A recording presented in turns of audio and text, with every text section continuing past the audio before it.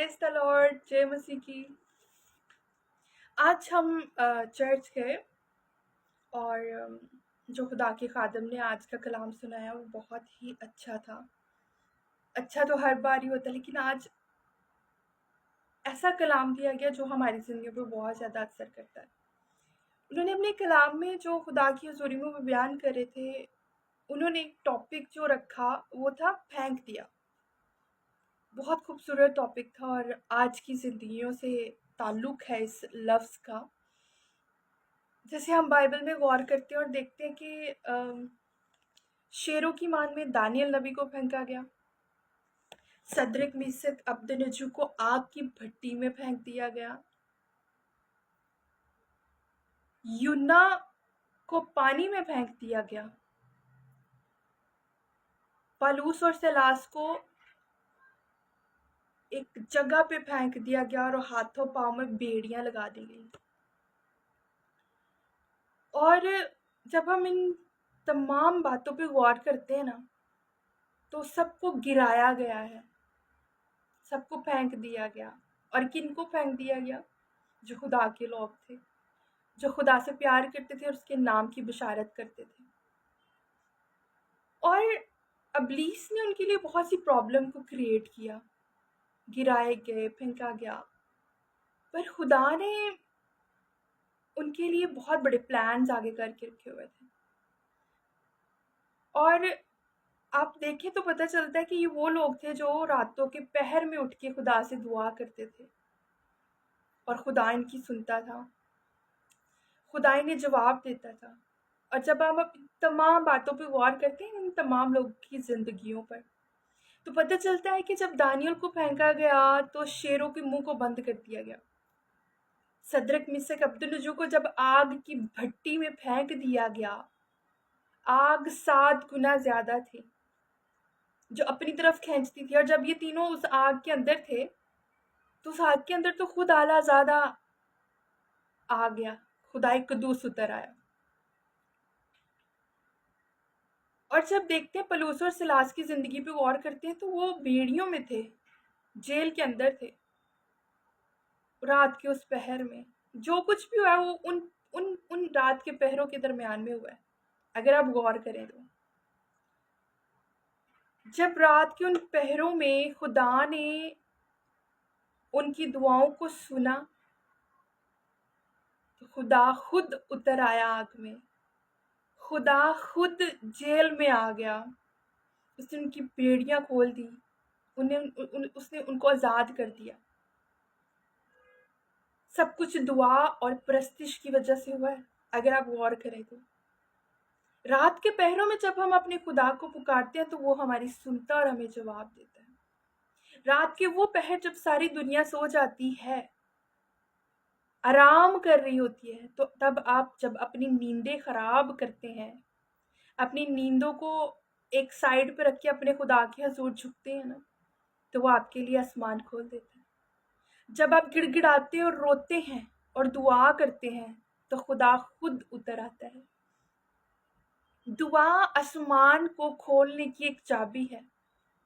दुआ खुदा के साथ बात करने का एक तरीका है कि वो सुनता है और जवाब भी देता है, क्योंकि हमारा खुदा तो वो है नहीं जिसके कान ना हो और वो सुन नहीं सकता। उसने हमें कान दिए हैं और वो सुन सकता है, वो हमें जवाब देता है, क्योंकि खुदा चाहता है कि हम रात के उन पहरों में उठकर उससे बातें करें, उन पहरों में उठ के रोएं, उन पहरों में उठ के उससे मांगे और उसको कहें, क्या बाप है मेरे खुदा, मेरे मालिक, मेरे बनाने वाले रब्बुल अफ़ाज, सिर्फ तू ही है जो मेरी सुन सकता है।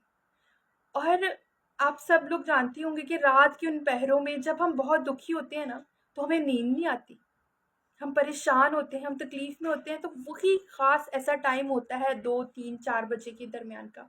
हम सो नहीं पाते, हम तकलीफ में होते हैं।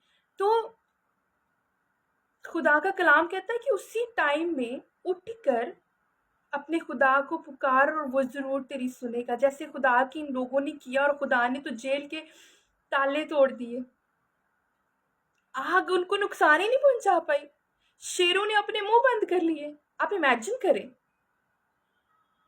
और जब यूहन्ना को पानी में छोड़ दिया गया, फेंक दिया गया, तो मछली आ गई वहां पे उसको रेस्क्यू करने। मेरा खुदा कितना महान है, आपका खुदा कितना महान है। वो हमें कितना प्यार करता है। हमें आजमाइश में तो डालता है, लेकिन हमें निकालता भी है। हमें उठा खड़ा करता है, जब हम गिरते हैं तो हमें उठाता भी है। ज़बूर 91 तो आपने पढ़ा होगा, कितना ब्लेस्ड है वो हमारे लिए है। और मेरा और आपका खुदा जिंदा है। शुक्रगुजारी करें, दुआ करें, जागते रहें ताकि आजमाइश में ना पड़े। आज वक्त है कि रात के उन पहरों में उठ के हमारे खुदा के आगे हमें झुकना और उसकी प्रस्तिश करना है। तो देखिए कैसे हमें भी खुदा निकाल लेता है। आज अगर हम भी किसी तरह की जेल में बंद है तो खुदा निकालने की कुदरत रख सकता है। आज अगर हमें भी शेरों की मांद में उसने शेरों ने हमें घेर रखा है तो खुदा शेरों के मुंह बंद कर सकता है। आज अगर हम भी पानी में गिर चुके हैं और निकल नहीं पा रहे तो खुदा हमारे लिए भी एक मछली मुहैया कर सकता है। आमीन, हालेलुया। इसीलिए कलाम मुकद्दस के मुताबिक कलाम में लिखा है कि जागते रहो और दुआ करो ताकि आजमाइश में ना पड़ो। हमें आजमाइश में नहीं पड़ना, और अगर हम आजमाइश में पड़ते हैं तो उसके लिए ज़रूरी है कि हम अपने खुदा के हजूर दुआ करें, क्योंकि दुआ वाहिद एक ऐसा ज़रिया है जो हमें हमारे खुदा से मिला देता है। रात की उनके पहरों में अपने खुदा से बात करें। आपका खुदा ज़रूर आपका एक एक लफ्ज़ सुनेगा और अपना कान झुका के कहेगा, क्या मेरे बेटे, ऐ मेरी बेटी मत रो, क्योंकि मैंने तेरे आंसू पोंछ दिए हैं। हालेलुया। मेरे अजीजों, अपनी ज़िंदगी में हमें दुआ को ज़्यादा से ज़्यादा वक्त देने की ज़रूरत है। जब आप एक्सपीरियंस करेंगे, जब आप दुआ में ज़्यादा वक्त गुजारेंगे ना, चाहे आपकी ज़िंदगी में कितनी भी मुश्किलें हैं वो आपको ख़त्म होती हुई नज़र आएंगी। मुश्किलें होने के बावजूद भी एक इत्मीनान, एक खुशी, एक तसल्ली आपकी ज़िंदगी में रहेगी। ये चीज़ें मैंने एक्सपीरियंस की और ये चीज़ें मैं अपने एक्सपीरियंस के साथ बोल रही हूँ। मैंने आजमाया है, मैंने देखा है। मैंने कहा मुश्किलें तो बहुत है, चलो दुआएं करके देखते हैं, शायद हल हो जाए। इंसान हो ना, हर चीज़ को एक्सपीरियंस करने की कोशिश करती हूँ, लेकिन जब मैंने ये एक्सपीरियंस किया, मेरा तो हर दुख सुख में बदल गया। मुझे तो कोई फिक्र ही नहीं रही, मुझे तो कोई टेंशन ही नहीं रही, क्योंकि मेरा खुदा मेरा हाथ थामे खड़ा है और मुझे कहता है, हरासा ना हो मेरी बेटी, क्योंकि मैं तेरे साथ हूँ। मैं तुझे कुछ नहीं होने दूंगा, क्योंकि वो मेरा खुदा मेरी सुपुर्द, मेरा मजबूत किला और मेरे छुपने की जगह है।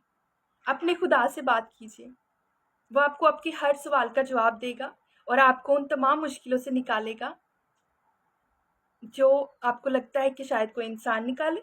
आज शायद आप लोगों को देख रहे हैं, लोगों का वेट कर रहे हैं कि शायद ये मुझे आज इस मुश्किल से निकालेगा, शायद मैं उसको कॉल कर लूँ, मैं उससे बात कर लूँ, मैं उससे हेल्प ले लूँ। नहीं, कोई भी नहीं करेगा, क्योंकि आज तो हर कोई ही अपनी प्रॉब्लम में फंसा हुआ है, तो वो आपको कैसे उस प्रॉब्लम से निकालेगा। सिर्फ हमारा खुदा, यीशु नाम ऐसा कर सकता है।